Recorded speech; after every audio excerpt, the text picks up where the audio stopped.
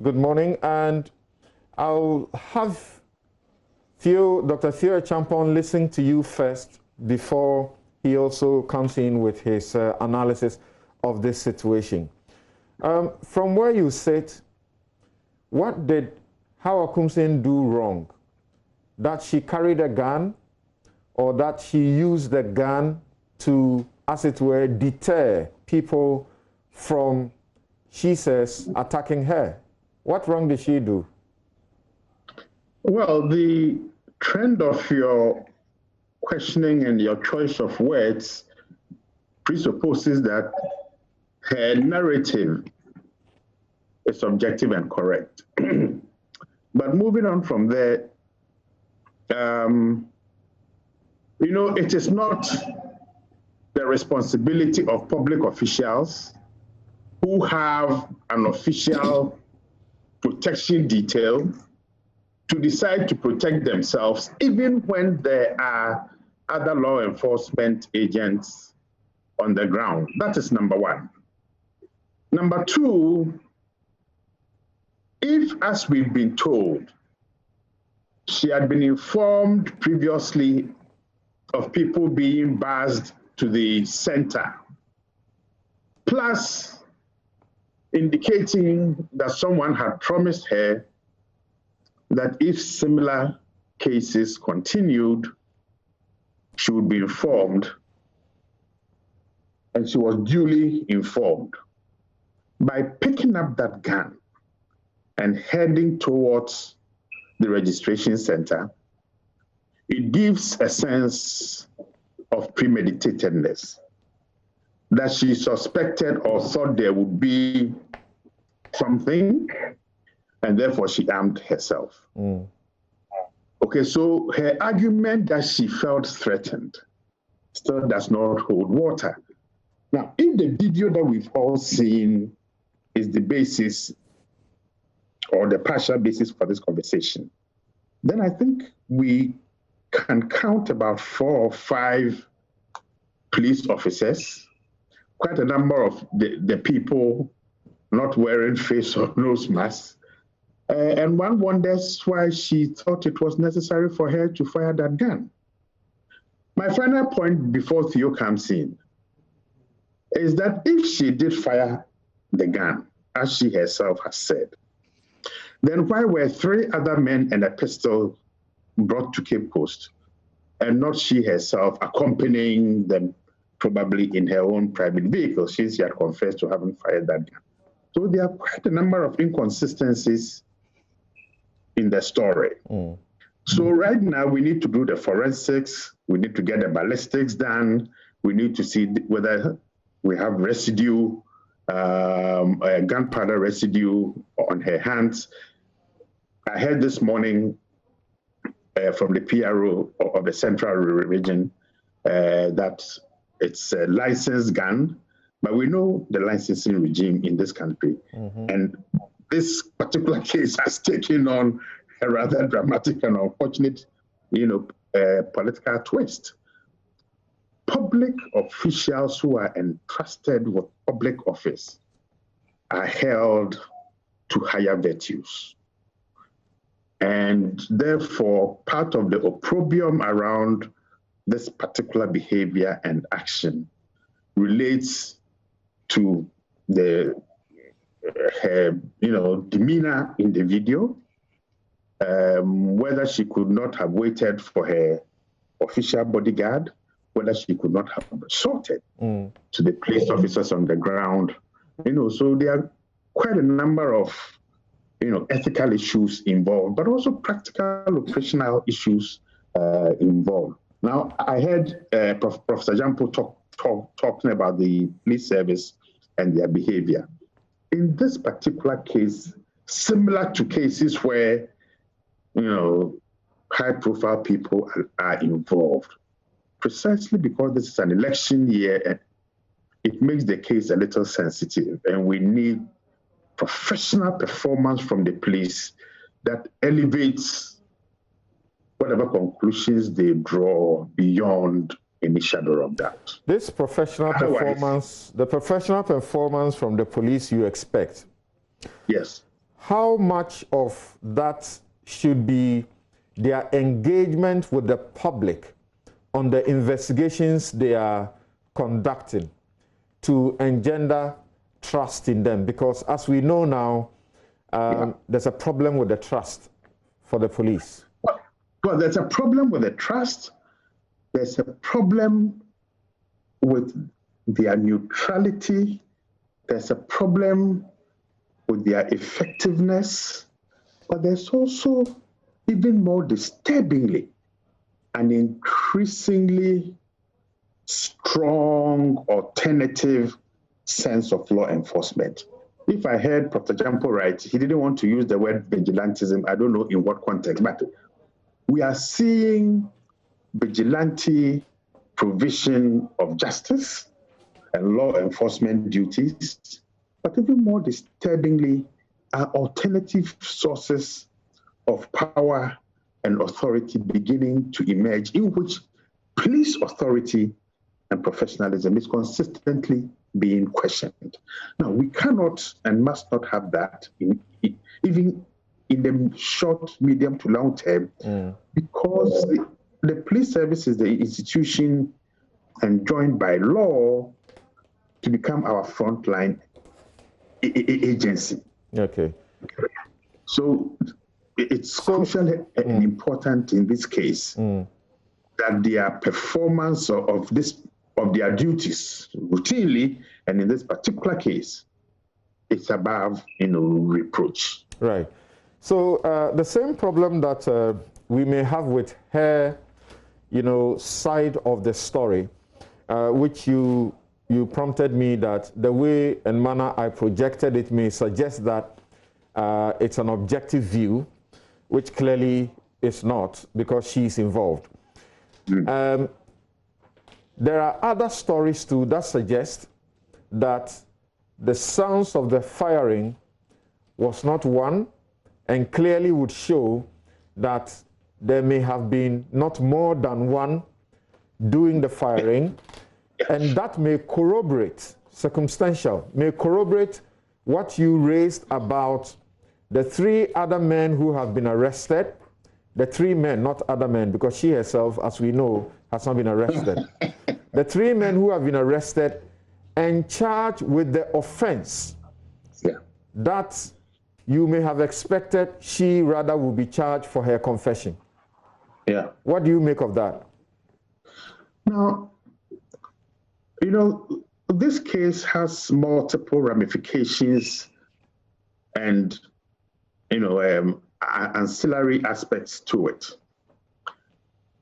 And this is where the forensics should come in. If the video is replayed in a soundproof room, the speed of the shots slowed down, multiple sounds enhanced, and then disaggregated. That would give us how many shots were fired, from what type of gun, and then, of course, we need to get the casings, the bullet casings. So that is the shooting technical part. Now, there were 2 aspects to her recollection of the story. One, that the gentlemen who traveled with her to the place were not armed. Yes. And there is an assumption, or there's a presupposition based on her own statements that she was the only one who was firing. Now, this is almost becoming similar to the Zapruder case in the assassination of Kennedy. Now, if she did not fire herself based on the forensics and then the ballistic test, now that creates yet another problem for her. A public office, lying within the public space about an incident that she may not have necessarily, taken part in. So whatever way we look at, this particular case raises, concerns with respect to that particular incident. But I think there are broader issues about violence in our politics, the currency that we give to violence, gun registration laws, access to proliferation, the kind of training that we give to individuals who are issued with gun licenses. Yes, Prof, we'll deal with that after we hear from Dr. Theo Acheampong. But before that, actually, what we understand is that it is 4 suspects that the police dealt with, who were taken to the court, the circuit court in Cape Coast, and were granted bail to the tune of 30,000 each, with 2 sureties, one of whom must be a government worker, and whose salary must be a net of 2,000. Now, in the circumstances that these have been arrested and charged and placed before a court and granted bail, and the confession is that she was the only one who had a gun and fired warning shots, is the police able to take her on and charge her with the same offense they have charged the others? Well, I mean, I don't know the legalities of this. Now, I can see that Theo has a very pleasant, amused smile on his face. And I think it is quite nice that we're able to smile about this serious case. Now, that puts police professionalism and accountability at stake also. Because if we look at, we remember the day and time the case happened, her own confession of having been the shooter, and the time it took for the police to invite her, and a rather interesting statement this morning that there is a license covering the gun. You see that the sequencing raises concerns about how much information is put into the public domain at what time, and the veracity of what is being put into the public domain. So there's a problem with the sequencing. Now, if they've, and this is where we need the sound engineers to help us. If the sounds of the shots were different, or the timings, sequenced in a way that it couldn't be one gun, then where was the second gun over that period? Has it been wiped clean? Have the fingerprints been taken off them?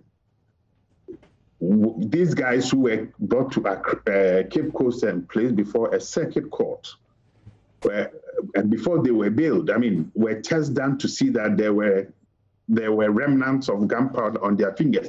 So there's quite a bit of information that would need eventually to be put into the public domain.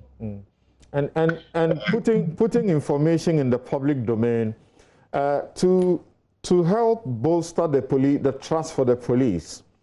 And you speak about some bit of delay in the sequencing and how things have been put in the public domain. Once they invited her yesterday and then said they have retrieved the gun, should they immediately have been, for example, sharing with us the certificate accompanying the gun? Because people have suspicions that once it involves... I actually would have liked to see that certificate. And more importantly, to see, or for somebody to subject the writing, the signatures, the age of the ink on the paper, the type of paper, to some test. You see, because it's very crucial here. One is the story, her story.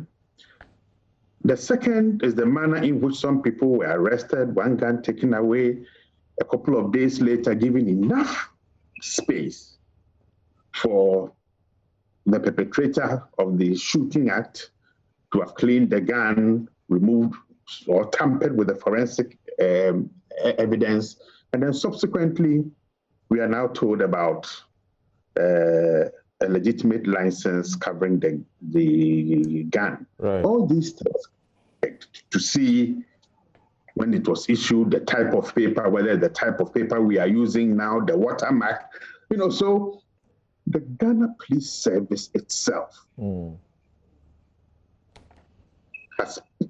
is now being watched very closely. Okay, so when you speak about the type of paper, whether it is now or some paper before, and you talk about checking the age of the ink, yeah, you actually preempt the part of the question I was asking you, and that is the suspicion that a defense lawyer initial suspicion will be that the event having happened on Monday and the police having waited until Friday to give us this information, the suspicion will be the possibility of issuing a valid certificate if one did not exist, issuing a certificate in her name if she did not have one, or the gun may have been registered in someone else's name. Because if you are found with a gun without license, you could go to prison. This is first-degree felony. You could go to prison, as it were, for life or for a longer term. So how do you propose that this kind of examination be done at this time? And what, again, can the police also do to disabuse the minds of anybody who has suspicions that they may have assisted her to procure the requisite license to avoid being punished by the law? Well, there is a long history of falsification within the Ghana Police Service. And the Tibiru report of 1986 specifically focused on official falsifications within the Ghana Police Service, dealing with letters concerning promotions, passes, exams, to the extent that falsifications were so professionally done that they couldn't be differentiated from the original documents.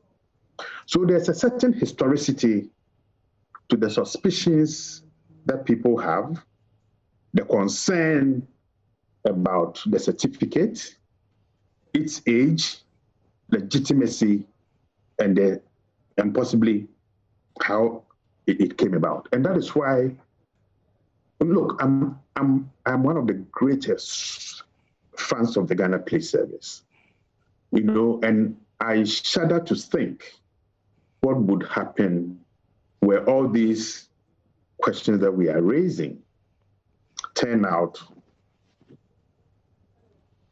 to put the police in a rather bad light. So I'm really hoping these things do not happen and that the professionalism will shine through. But to get the trust that they need, because the Afro Barometer tells us very clearly that trust is an issue. So to regain the trust of the public, I think they have to come clean. All right. And then be very careful with their utterances. So my final question to you before you go to Theo is this. The law allows one to possess a gun by going through a process of licensing. But if you were found with a gun on you and you didn't have the license, then you are committing a first-degree felony according to Section 192 of the Criminal and Other Offences Act. So, granted that she is found to have been an owner of the gun and duly registered same, then there would not be a problem. What will you say about the circumstances we know about how the gun was used, looking at it in the light of Section 7 of the Arms and Ammunition Act, which says a person shall not, except in accordance with the terms of a permit, except in accordance with the terms of a permit granted under this act, or with the prior written consent of the Inspector General, prior written consent of the Inspector General of Police, publicly display any arms or ammunition or discharge a firearm or any other weapon in a public place. Either the terms allows you or a prior written consent of the IGP, you cannot publicly display or discharge a firearm or ammunition. Yeah. So for example, you know we love our musketry in this country during festivals. Mm-hmm. Even to fire those muskets, you would need a police permit. Yeah, according to section 7, subsection 2 of the Arms and Ammunition Act, you need a permit. Yeah, but we are now seeing people firing pump action during festivals and seeking to legitimize it. Now, when you fire or you use a firearm within or in a crowded space, you endanger people's lives. And I think part of the concern is not just the endangering of people's lives, but also that you hold a public office in which one's behavior is reflective of what people, or should be reflective of what people expect.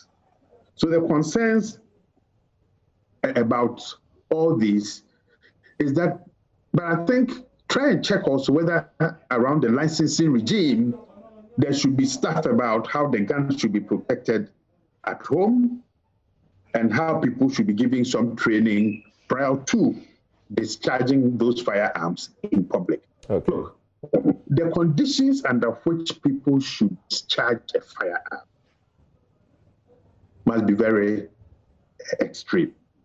Certainly not when one's life is not directly in danger. And I think from where I sit,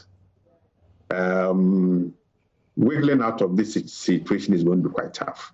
Okay. And I think it's important for the trust issues that the police service itself is as professional as possible in getting to the bottom of this. Wriggling oneself out of this is going to be very tough. Under Section 192 of the Criminal and Other Offences Act, she cannot be prosecuted unless with the prior written consent of the Attorney General. That's the party she belongs to. What does that tell you? Once more, you are raising important trust and professional issues, okay? And you are raising even more ethical issues about the balance between the party interests as compared to the national interest, okay? That when party interests or the individual behavior of a party member flouts national rules and regulations, then I think the public interest must supersede the individual and the private interest. Thank you. Now, when this case happened, I made a certain connection that dependent on how the police service acts and the state and its institutions act in this case, it will be the single most deterrent action against people's compliance with, say, wearing the nose mask. And I've just traveled over 250 kilometers this morning, and in all the areas that I traveled, there were policemen present, crowds, and people were not wearing the face mask. Yeah. Okay, we cannot differentiate between our individual actions and professional behavior and expect to superimpose another type of rules and regulations on people when we have failed to be consistent. So when I return from Dr. Theo Champong, I'd like you guys to help us understand whether you agree from the views expressed about the president taking action against her, whether that is something that ought to happen. And if that doesn't happen, what will that mean? As for the face mask matter, many people don't seem to be wearing it, particularly in the deprived communities. I was in Kumasi in the course of the week, and you know, Sir John's 1 week was happening, and so you had quite an activity in Kumasi, movement in Kumasi, and I saw quite a good number of people not wearing the face mask. I was surprised. I literally had to instruct people I saw and met to wear their face masks. Some of them had them in their pockets. Unfortunately, someone had a face mask, cloth face mask, had worn the face mask for about a week without washing it. Wow. All right. Now, Dr. Theo Champong, I don't know if you can begin your analysis from Professor Jampo's, position that no politician should be doing the business of policing the registration process. Is that one way to avoid this? And is that just a justified call?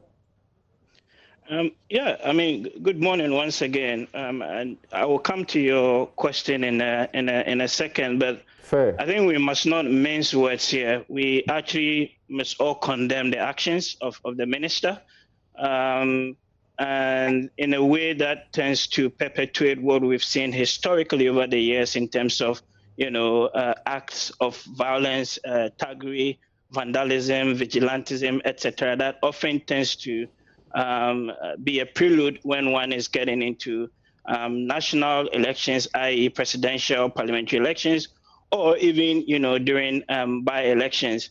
But I think, and coming back to your question, you asked, at the core for me of all of this is that fundamental trust deficit that we have, as a country, and the trust deficit we have in institutions carrying out their mandate. So you ask yourself, why would the minister, actually want to go around some of these centers acting more or less like the policing authority or the security authority? It just belies the point that most of us don't trust, the processes that have been set aside to work in a way that inures to the collective good or to the collective public good. And for me, the minister is actually no exception. You can go back most recently to the Carlos Ahenkra issue, similar things where the guy, went to the center ostensibly to sort of, police the outcomes of those activities. But in this particular case where he went or she went in there and we saw some violent confrontation coming or resulting from those actions, like Uncle Kuku said, I think it's totally avoidable. There's actually no need for her, being in that particular place. And even if she was there, if you look at the actions or her statement, she went in there, thinking that there was going to be some violence, and therefore I have to carry my gun or whatever implement with a view of, protecting myself. There are questions around the forensics that would have to be resolved, i.e., was it just one shot? Was it multiple shots? Did she fire it herself, or it came from some of the other security persons? That I'll leave it for the investigative authorities. But I again think that the minister must step aside for investigations to be carried out at the minimum, or her position has actually become untenable. We must hold these persons to a higher standard and a higher rigor, because they are part reflective of the society that we live in. But at the core of all of the issues and all of the discussions, really, it's a fundamental trust deficit in the society that we live in, and the trust deficit across all manner of institutions, including even with like the security services. And you can go back to the whole do or die, winner take all mentality of our politics that I must be there to protect or safeguard those registration processes, because then the outcomes will not inure to me or to my party. That's sort of my initial comment around that. I personally don't think that the minister should actually have been there, but the reason why she went there is because of the fact that we don't trust our institutions to work, and we've more or less superimposed the authority of policing these processes on ourselves, and that's something that we have to address fundamentally as a society. So those are my kind of initial preliminary comments. Well, so there is a heavy suspicion, which clearly appears to have some bit of reliability in it, including journalists speaking to some, police source to suggest that she didn't fire this arm and that she was covering up for someone who did but doesn't have a license. What do you think the police can do in the circumstances to avoid people thinking that it is in complicity rather than engaging on a process to prosecute? And coming at a time, some people have attempted a certain, funny comparison. In the Efutu constituency, the NDC's parliamentary candidate, who is also an entrepreneur, James Kofi Annan, has been taken to court. Guess what? His crime is that he told the police commander in his face that you are the chairman of the committee, and so what? You are the reason why we are not enjoying peace in Winneba.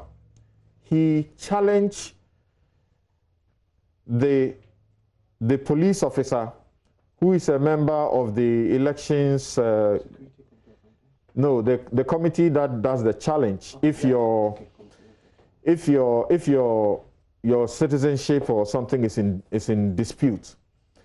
And all he told this police officer was, if you are the chairman of the committee, and so what? You are the reason why we are not enjoying peace in Winneba. For this, he has been taken to court and he's been granted bail. He is facing prosecution.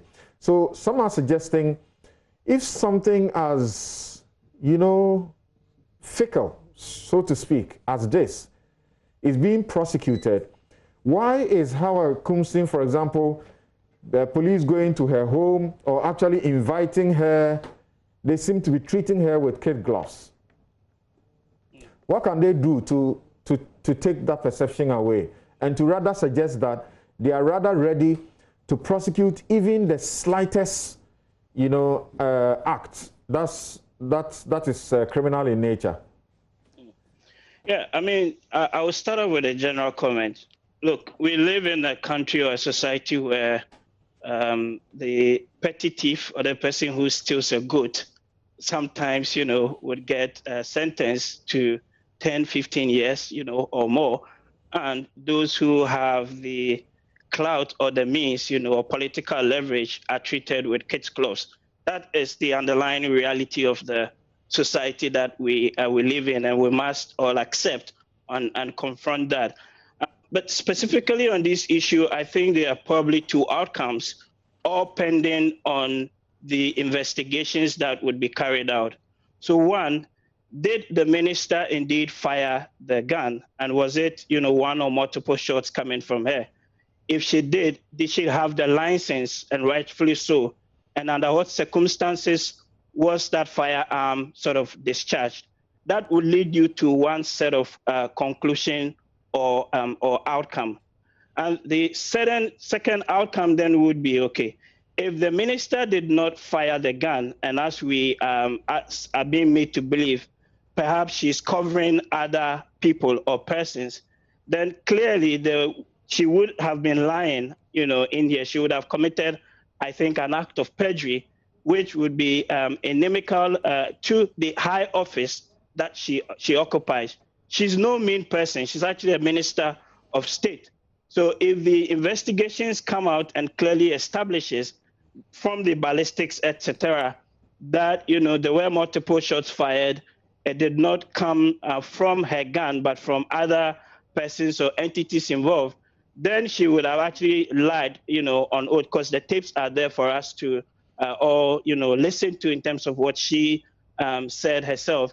And in that case, she should be, her position is untenable. She should, be removed from the role that she occupies. But it all comes back to how fast the security services or agencies would be able to do this investigation without fear or favor. Okay. And it's always been an issue, so we've seen lots of cases like this that are politically, you would argue, sensitive. And then, a few weeks down the line, it's like nothing happens to it. Okay. And we're all back to the default, position. Right. And you can go back to the recent Ayawaso West Wogon incident and the recommendations from the committee or commission that sat. And you can pretty much pinpoint similar circumstances precipitating the sort of actions or outcome we saw, the Honorable Minister do. So we know the solutions. We know what needs to be done. It's a question of, are we treating some of these high-ranking officials with kid gloves? Okay. And are the security services, for once, prepared to, do something that is in the collective good of the population? Right. Because as Ransford just said, there are elements of politicization in the security services, and that sometimes also can serve as a constraint against some of these investigations. All right, so we will take a quick break here. When we return, you will all confirm to us whether you agree to the calls and views that she should suffer the ultimate somewhat for it, as in be dismissed by the president, or that we should hear the president about this somewhat. And then we will also have you quickly also analyze the posturing of the NDC on the back of some of these developments. You have heard naked threats from the NDC in the name of asking its members to get ready to do self-defense. Do people really understand what self-defense is in law? And how do we ensure that the police gives us a semblance of a sense of safety together with the politicians going into December 7? We'll be right back.